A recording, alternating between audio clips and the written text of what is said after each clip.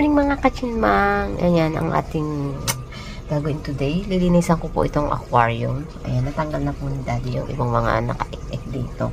Ngayon, tatanggalin ko po yung isda. Dahil makikita nyo po, sobrang dumi na dun. Parang mahirap namang linisin ko. Hindi ko muna tatanggalin yung isda. Hindi naman po lagi tinatanggal ang isda tuwing nililinis. Ngayon lang, gusto ko siyang tanggalin muna.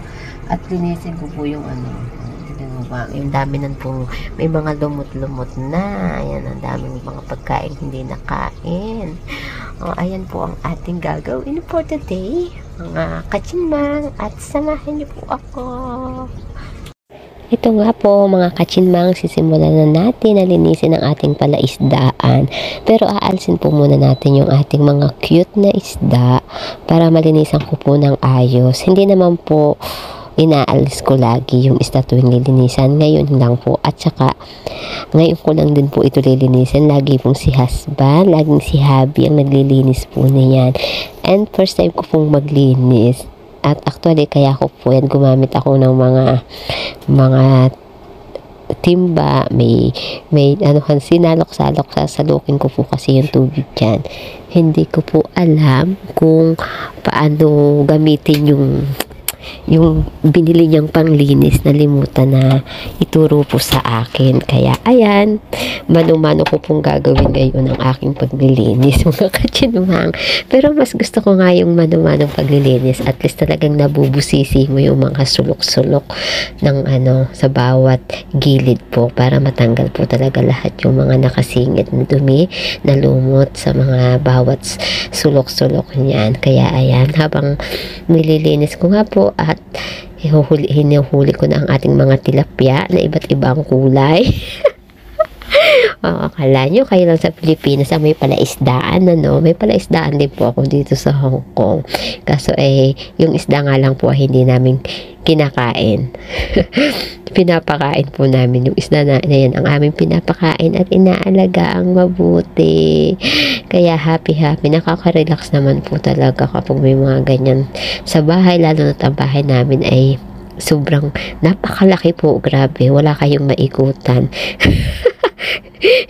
hindi pwedeng magsabay ang dalawang tao sa isang pinto sa sobrang laki po ng aming bahay. Kaya ayan, maganda nga rin po yung mga ganyan, may kaunting halaman para hindi masyadong nakakaboring ang bahay. Ano po mga kachinmang, ayan, medyo natagalan nga po ako dyan sa paglilinis, at ang aking baby po ay patawag-tawag sa akin that time.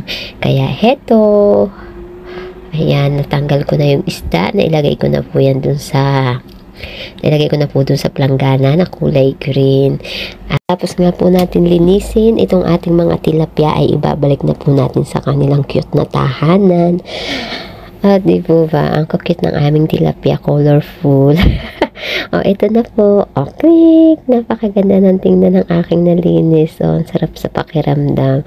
Nakaka-relax siya lang lalong tingnan. Tingnan nyo po.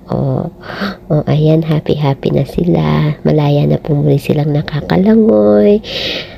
Parang tayo lang, kapag malinis ang ating tahanan, nakaka-relax talaga. Yung mo po yung kahit pagod ka, pag nakita mo ang tahanan mo na nakatidy, malinis, talaga pong nakakatanggal ng stress. Yung galing ka sa trabaho, dadating ka sa tahanan mo na malinis, talaga naman po napakasarap sa pakiramdam. Ayan, napakalinis na nga po. Tanaw ko na po ang aming kapitbahay. Ayan, saka ayun, happy lang po lagi tayo, and thank you always po sa lahat.